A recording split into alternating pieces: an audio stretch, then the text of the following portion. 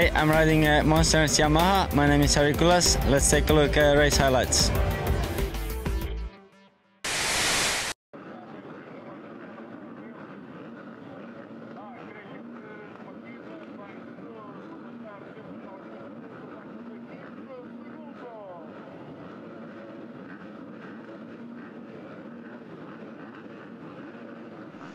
Here's what happened at round 6 of the FIM MX2 MX1 Motocross World Championship.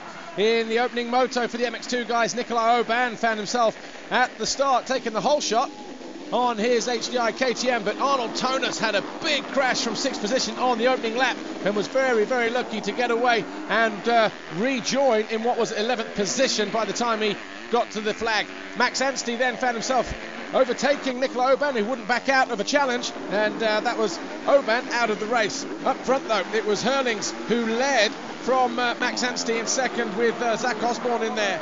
But Ken Roxon, he made a bad start to the race and eventually forced himself from what was about 7th or 8th position up into a challenging position for the lead. Arnold Gauthier Paulin went down on his Monster Energy Yamaha when challenging Zach Osborne for 4th place. But up front, all eyes were on Ken Roxon as he found a way past Max Anstey into 2nd position. Tommy Searle then challenged his teammate for that 3rd position, but he ran wide and took a load of track fencing in the rear wheel of that Kawasaki, who would not rejoin the race. Roxon got to 2nd and eventually found a way past his teammate Jeffrey Hurlings, and he went on to take the victory in Moto number 1.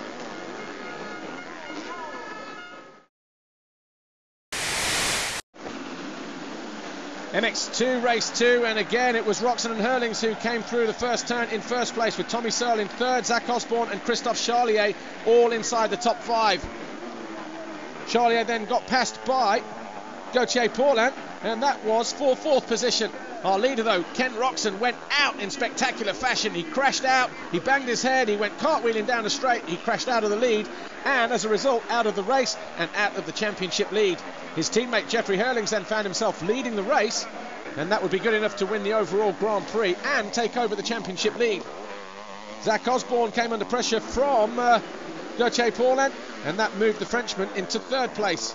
This mistake from Jeffrey Hurlings on the KTM allowed Tommy Searle to take the lead with about half distance still to go, and it was Tommy Searle who eventually took his 2nd race win of the season. But Jeffrey Hurlings took the race win, the overall Grand Prix, and is now the new championship leader.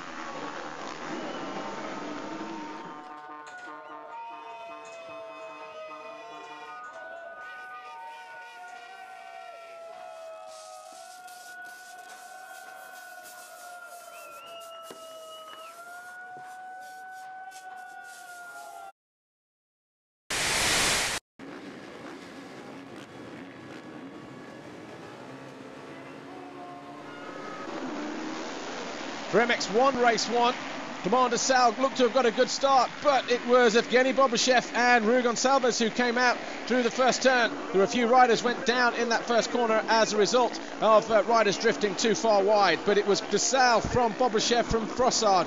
Steve Ramon went out on around about lap 3 from 10th position. He would eventually finish in 15th. Bobashev though came under pressure for that 3rd place from Tony Cairoli. And up front, Commander Sal was coming under pressure for the lead from Stephen Frossard.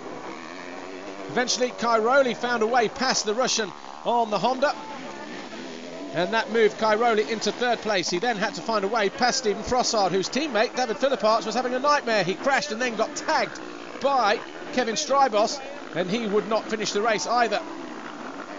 Kenda Dyker was on the charge. He started down in 9th place, and he challenged Rui Gonçalves, eventually finishing in 6th. But Cairoli then went after Stephen Frossard. This was for 2nd place. That left Cairoli then challenging Clement Desal for the win. This is how close it was at the end of the first race. Desal was victorious.